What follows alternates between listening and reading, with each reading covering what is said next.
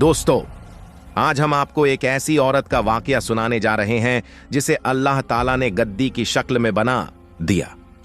उसका सारा जिस्म गद्दी जैसा था, जबकि उसका चेहरा और जुबान इंसानी ही रह गए। यह सब क्यों हुआ? इस लड़की पर अल्लाह का अजाब क्यों आया? वह ऐसा क्या काम कर रही थी कि उस पर अल्लाह का गजब नाजिल हुआ? यह सब कुछ जानने के लिए वीडियो को आखिर तक देखें, और अगर आप हमारे चैनल पर नए हैं तो उसे सब्सक्राइब करना ना भूलें। एक गांव में एक लकड़हारा रहता था। वह अपनी बीवी के साथ रहता था और उसकी जिंदगी बड़ी हंसी खुशी गुजर रही थी। वह दिन रात मेहनत करता, लकड़ियां काटता और अपनी बीवी का पेट पालता। इन दोनों की जिंदगी बहुत अच्छी गुजर रही थी। वक्त गुजरता गया और एक ऐसा वक्त आया जब अल्लाह ताला ने लकड़हारे को एक बेटे की नेमत से नवाजा। लेकिन अल्लाह ताला ने जब उसे बेटे की नेमत दी तो उसकी बीवी बीमार हो गई। लकड़हारे ने अपनी बीवी की बहुत खिदमत की, लेकिन वह न बच सकी और अल्लाह को प्यारी हो गई। उसके बाद लकड़हारे ने अपने बेटे की परवरिश में कोई कमी नहीं छोड़ी। वह जब भी बकरियां चराने या लकड़ियां काटने जाता तो अपने बेटे को अपने साथ ले जाता, और जब उसे भूख लगती तो बकरियों का दूध उसे पिला देता।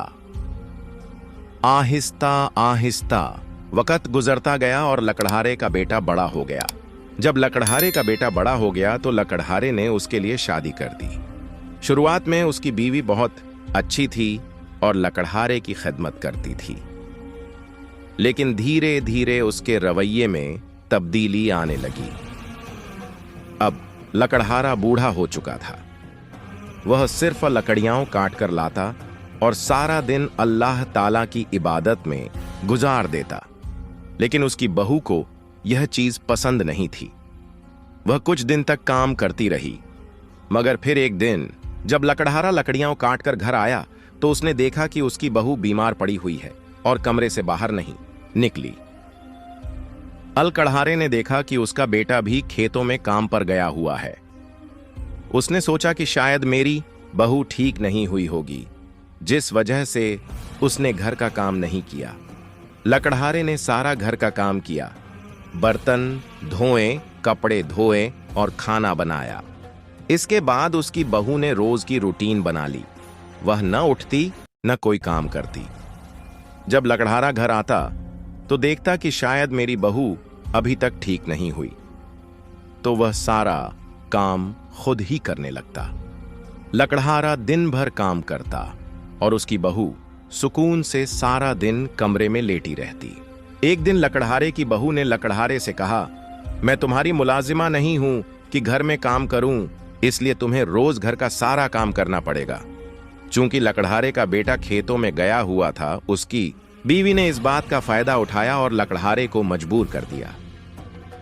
अब लकड़हारा सारा दिन काम करता और उसकी बहू आराम से लेटी रहती।